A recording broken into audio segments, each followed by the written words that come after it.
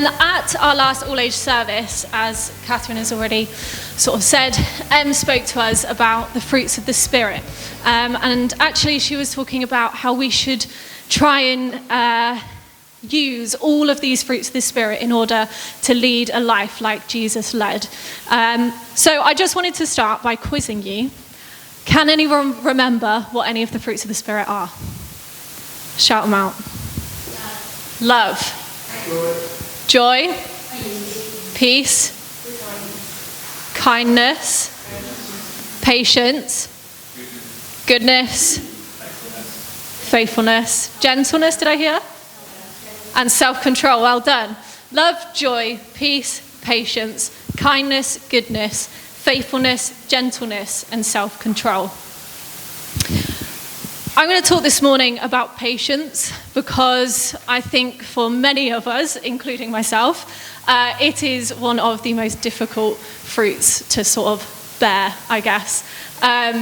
So I think one of the best examples of this is Uber Eats. Who uses Uber Eats?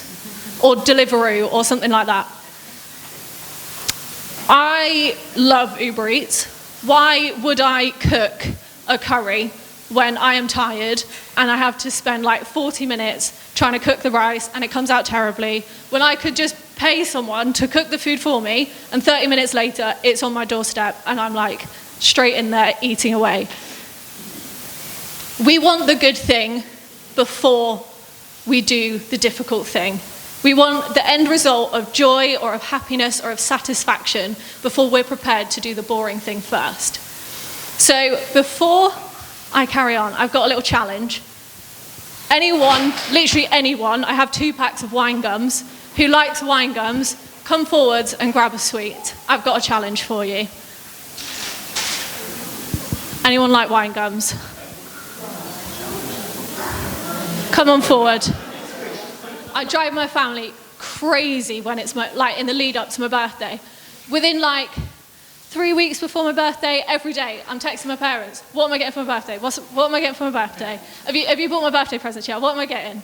Trying to trick them in all kinds of ways to tell me what they have bought me for my birthday. And then it would get to my birthday, and I've been at school all day. I opened my presents from my parents in the morning. That was really exciting, but I know that there's more coming when my grandparents come over later.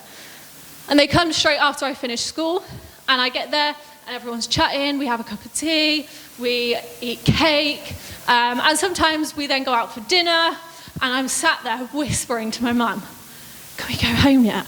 Can I open my presents yet? When am I going to be able to open my presents? And I'm the same at Christmas. I'm one of the oldest of my cousins, and I'm still the one who's like poking my mum like, come on, mention the presents, let's go. I absolutely love opening presents. I don't even really mind what's inside the present. I just really enjoy unwrapping presents. But in my impatience of wanting to open these presents, I forget what a privilege it is to be given presents in the first place. Actually, my impatience made me greedy and almost stressed that I wasn't getting these presents yet. But actually, in practicing just one of these fruits, we are able to practice the other fruits. In being more patient, we learn what it is to be peaceful. And in being more peaceful, we experience more joy. And when we are patient with other people, there is space to love them more. And when we're patient with God, we become more faithful. How are we doing with the sweets? Hands up if you've still got it in your mouth. Oh, amazing. Everyone's doing well. Okay.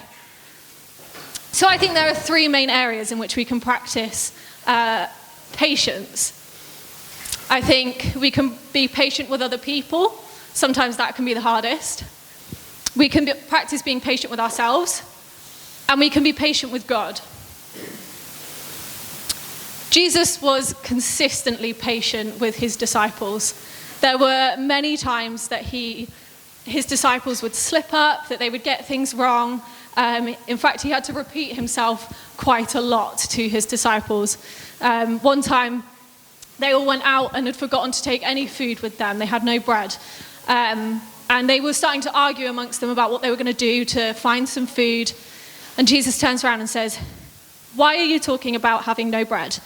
Do you still not see or understand? Are your hearts hardened? Do you have eyes but fail to see, and ears but fail to hear? And don't you remember when I broke the 5 loaves for the 5,000? How many basketfuls of pieces did you pick up? 12, they replied. And when I broke the 7 loaves for the 4,000, how many basketfuls of pieces did you pick up? They answered, 7. He said to them, do you still not understand? Jesus didn't get angry straight away. He wasn't like, come on guys, we've been over this at least twice by now. I've already shown you I can provide for you. He gave them a chance to remember, and then he gave them a second chance to remember. He was patient with them. And we're able to practice patience with other people as well. That might be when people are getting things wrong or misunderstanding us. My partner and I argue a lot just because we've said the same thing but in a different way and we don't understand what the other one has said. Or perhaps it's when mum and dad just won't stop talking after church and all you want to do is go home and have lunch, but mum and dad have said about 4 times, we're going to go home just a second, and then they catch someone on their way out. Have another 10-minute conversation. Okay, we're going to go in just a second, walking out, catch another person. It is relentless. But in these times, we can practice patience. Perhaps we can take a breath and try and explain ourselves in a different way. Maybe when mum and dad won't stop talking, you could go and sneak another biscuit. No, don't do that, don't do that. But maybe you could go and find someone to play with, or go and start a conversation with someone else. How are we doing with the sweets? Who's still got it? Okay, you're still doing very well, okay. Okay, so how can we be patient with ourselves? During COVID, I had to isolate for 10 days because I'd been in contact with someone who had got COVID. And I was going stir crazy by the end of day 1. So I decided I was going to learn how to juggle. I had some juggling balls. I was like, okay, this is my time. I'm going to learn how to juggle. It's going to be great. The whole of the first day, I could throw each ball in the air once and then catch them 90% of the time. I was getting really frustrated. As the day went on, I was like, I'm going to do it. I'm going to do it. This time's the one. And then I'd drop the balls. This time's the one. And I'd only throw it once.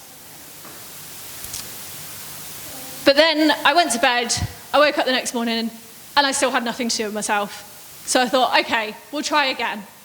And before lunchtime, I was able to throw each ball maybe 3 times before I would drop them. I was getting the hang of it. And now I can juggle quite well. I can only juggle juggling balls. I can't juggle like knives and stuff. But I could juggle for like a fair amount of time, I think. But it takes time to learn a new skill. We don't just pick something up instantly. And God is incredibly patient with us as well. We get things wrong every day, but God is patient with us because it's okay to make mistakes, especially while we're still learning. And if God can be patient with us, don't you think we can be patient with ourselves as well? God is patient with us. Be patient with yourself. Don't give up. Okay, another sweet check. How are we doing? Is it getting quite small yet? No. Maybe I chose a bad sweet. I couldn't decide. I didn't want to do a boiled sweet because I thought that was a bit of a choking hazard. So I went with wine gums, but there we go. And lastly, being patient with God.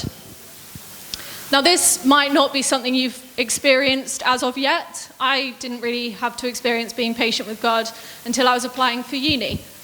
I had to fill out the application form, and then I had to wait for someone to contact me, and then I had an interview, and then I had to write an essay, and then I had to wait after writing that essay to hear whether I was going to be accepted or not. And during that process, I was also waiting to hear where I'd be on placement. I'd applied to 2 other churches before I ended up at St. Philip's. And all that time I was praying to God, God, is this the right thing? Is this what you want me to do with my life? And actually, he hadn't revealed that to me until about halfway through my first year. I was still questioning, God, is this what you want me to do? I'm here, but was that just a coincidence, or is this where you want me? There's a theory that God answers prayers in 3 different ways. Yes, no, wait. I had to wait for a very long time for God to reveal to me that, yes, this is where I was meant to be. This is what I was meant to be doing with my life. And sometimes we just have to wait to know the answer. And that can be incredibly difficult. But in the waiting, we remain faithful. And we trust that one day God will reveal the answer to us. In being more patient, we learn about what it is to be peaceful. In being more peaceful, we experience more joy. When we are patient with other people, there is space to love them more. And when we are patient with God, we become more faithful. So I want to challenge you this week. How and where can you be more patient? With other people, with yourself, or with God? I've got a little clip to show. It's a bit of a silly song, but it's going to get stuck in your head, and I think remind you to be patient as you go into this week. And then I'm going to pray.